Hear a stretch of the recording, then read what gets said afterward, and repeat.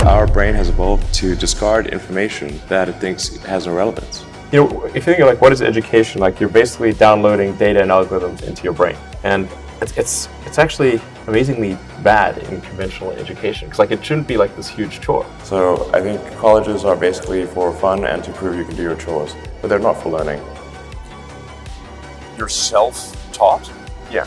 Well, self-taught, yes, meaning I don't have an aerospace degree. So how did you go about acquiring the knowledge? Well, like I said, I read a lot of books, talked to a lot of people, and have a great team.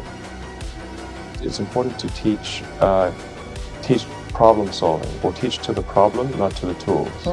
So this would be like, let's say you're trying to teach people about how engines work, or you could start by a more traditional approach would be to say, well, we're going to teach you all about screwdrivers and wrenches, and you're going to have a course on screwdrivers, a course on wrenches, and all these things. And this is a very difficult way to do it. A much better way would be like, here's the engine. Now let's take it apart. How are we going to take it apart? Oh, you need a screwdriver. That's what the screwdriver is for. You need a wrench. That's what the wrench is for. And then a very important thing happens, which is that the relevance of the tools becomes apparent. You don't need college to learn stuff, okay? Everything is available basically for free. You can learn anything you want for free. It is not a question of learning.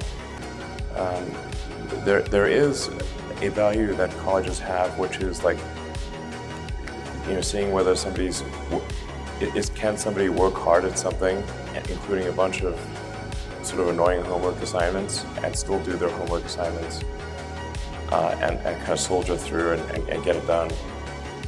That's like the main value of college. And then also, if you probably want to hang around with a bunch of people your own age for a while instead of going right into the workforce. So I think colleges are basically for fun and to prove you can do your chores, but they're not for learning. Generally, you want education to be like as close to a video game as possible, like a good video game. Like, you do not need to tell your kid to play video games. They will play video games on autopilot all day. So if you can make it interactive and engaging, then you can make education far more compelling and far easier to do. So you really want to disconnect the whole grade level thing from the subjects. Allow people to progress at the fastest pace that they can or are interested in each subject. It seems like a really obvious thing. I think like most teaching today is a lot like vaudeville, where and as a result, it's just not that compelling. It's like somebody standing up there and lecturing to you, and they've done the same lecture several years in a row. They're not necessarily all that engaged or in doing it.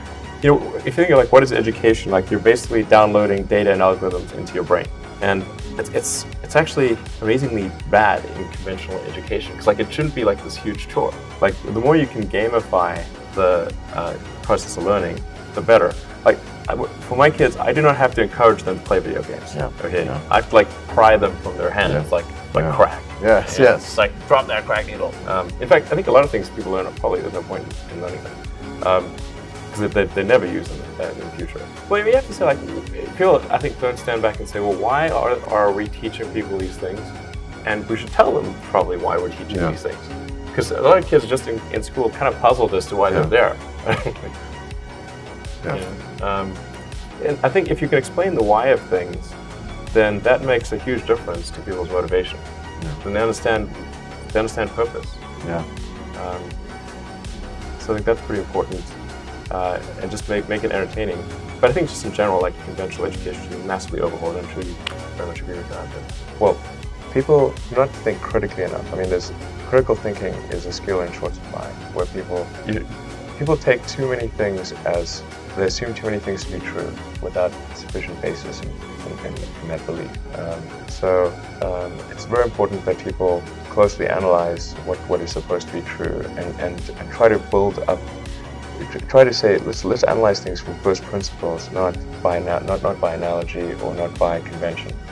If you assume things are true by convention, which is actually what most people do, then it's difficult to gain insight into how things can be bettered. So, in any argument or any sort of train of thinking. You want to make sure that the underlying premises are valid and applicable, and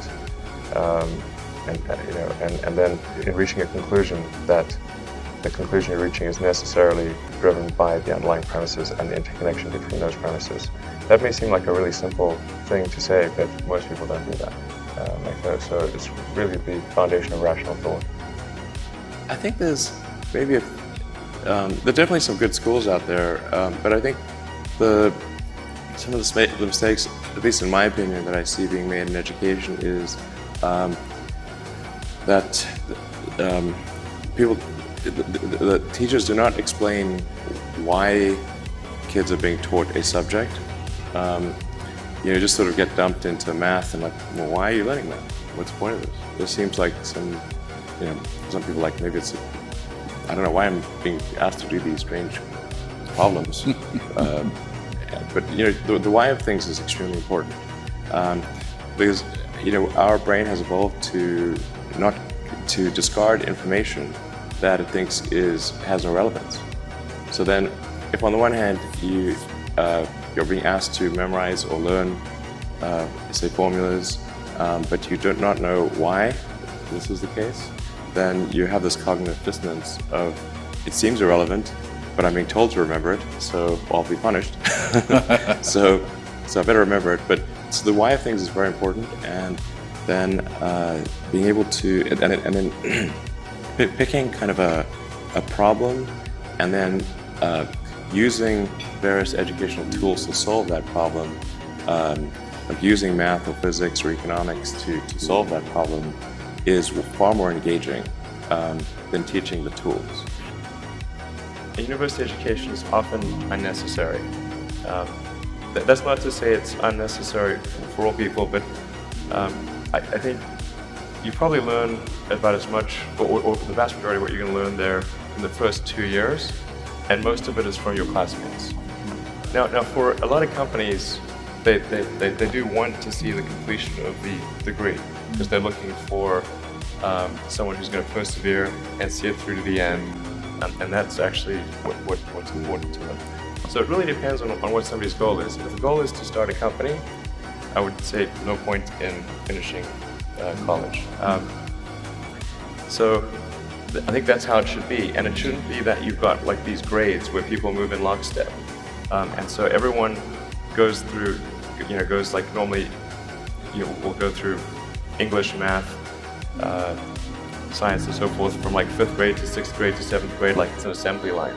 But people are not objects on an assembly line. That's a ridiculous notion.